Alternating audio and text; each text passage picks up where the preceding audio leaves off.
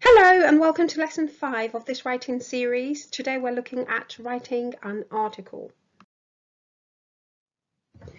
In the previous lesson, lesson 4, I went over the basic structure of a paragraph and the role a paragraph played within a full text type. In that example, we focused on an article. In this lesson, we will examine the main features and structure of an article. So what is an article? An article is a type of text written for publication in a newspaper, magazine, or online. So the main features of an article include the use of a title, headline, date, the author or the name of the person who wrote the article, and obviously the introduction, main body, and conclusion.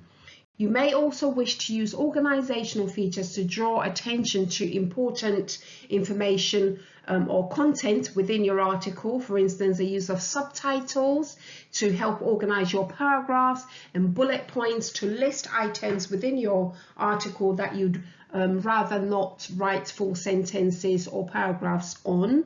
Other examples include the use of bold text, footnotes, italics, text box, image, caption, charts, graphs, tables, URL links.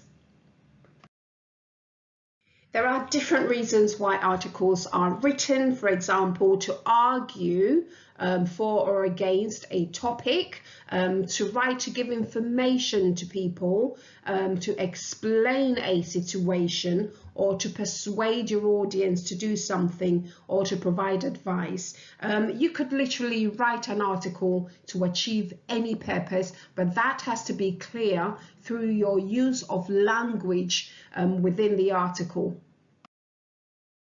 Okay, so now let's look closely at your title and headline. Your title is the main topic or idea of your article and intended to grab the attention of the reader or audience. It helps you make a very good and strong first impression for either your audience or examiner if you're being assessed. And to help make it catchy, you could use language features like alliteration or puns, and there are certain specific rules you need to bear in mind. Your title is not and must not be a complete sentence. It mustn't include a subject and verb, and it has to be a maximum between 2 and 5 words within that phrase. Ensure there are no spelling, punctuation and grammatical errors in your title. Capitalize the first letter of each word, except for when you're using connectives, prepositions, articles, for example, and, but, or, yet, at, with, in, on, for, a, and the within the title. If the start of your title begins with any of these, then you must capitalize them. So here we have examples of newspaper articles where puns and alliterations have been used for effect. An alliteration is the occurrence of the same letter or sound at the beginning of adjacent or closely connected words, and a pun is a play on words. So in these two examples, we have the use of puns, breath of fresh air, and takes one to snow one. And in these three examples, we have alliterations where we have crocs can kill, or the seas, pasties, petrol, and the politics of panic, or the peas, and snow dooms, dome, D and D.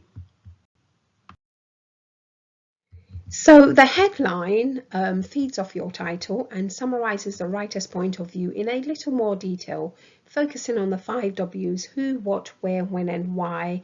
Not all headlines will contain all 5 of these W's. Having looked at the title and headline, let's now look at introduction, main body, and conclusion. The introduction introduces the general topic of the article. Here, you're simply introducing the reader to what you are about to detail in your main body.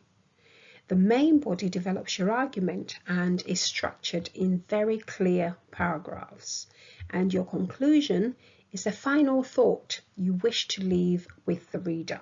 For example, You could summarize or make a suggestion or provide advice in your conclusion.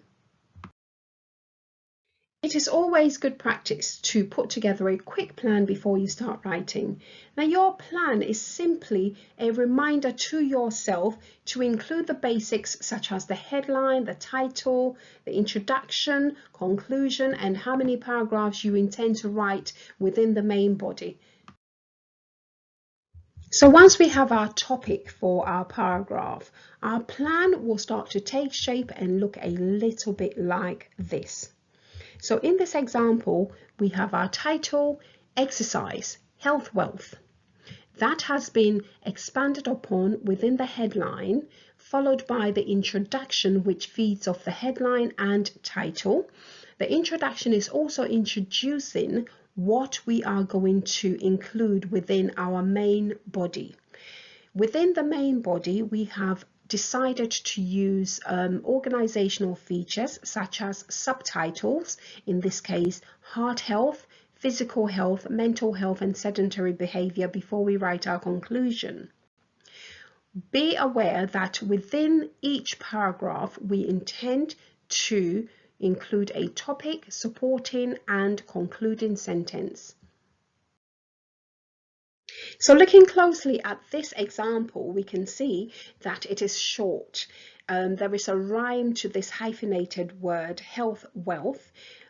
Punctuation has been used on purpose and for effect, and the first letter in each word has been capitalized and the whole title has been bolded. In this example, the headline is extracted from the title and hinting further and expanding on the main theme of the article. It is addressing the 5 W's, in this case, just the who doing what. Within the introduction, health is repeated at the beginning and towards the end to emphasize its importance. As you can see, the introduction itself is derived from the headline and is introducing what would be detailed within the main body. So aside from the introduction, we have the main body, which in this example contained 4 paragraphs.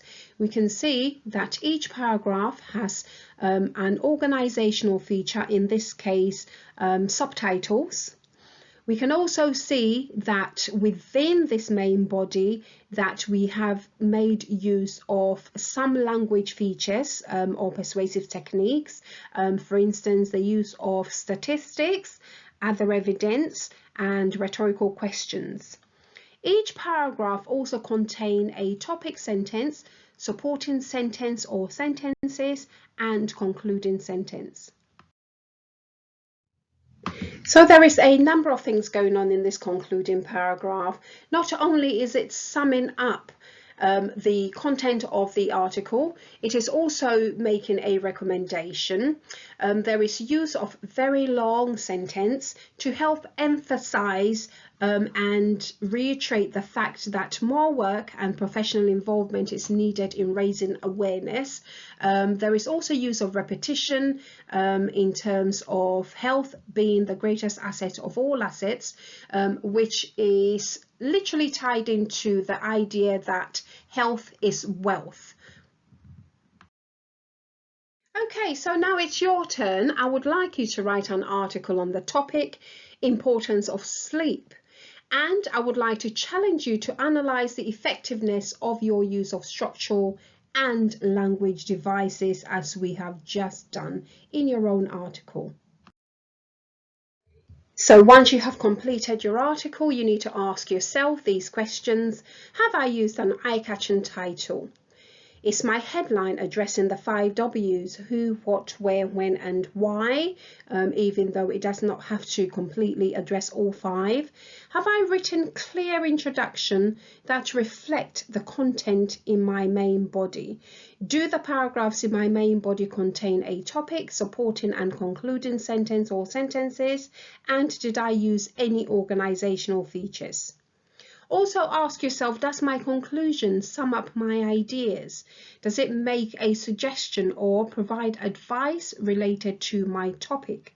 And Did I proofread my article for spelling, punctuation and grammatical errors? Okay, so now would you say you are familiar with the main features and structure of an article? I hope so. Okay, so we have come to the end of this session. Remember, good communication is the bridge between confusion and clarity. The question is, which side of the bridge are you on?